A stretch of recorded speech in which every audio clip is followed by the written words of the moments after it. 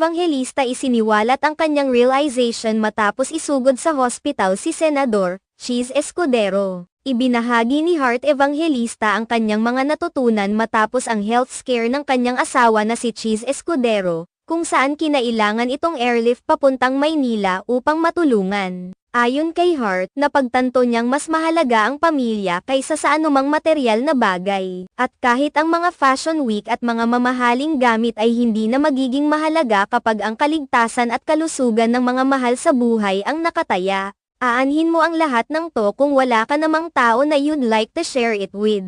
And for me, your time here on earth with your loved ones is far more important than all the riches and whatever fashion week. Saksak nyo sa bagay yung Birkin at whatever na fashion week na yan. I would rather be with family.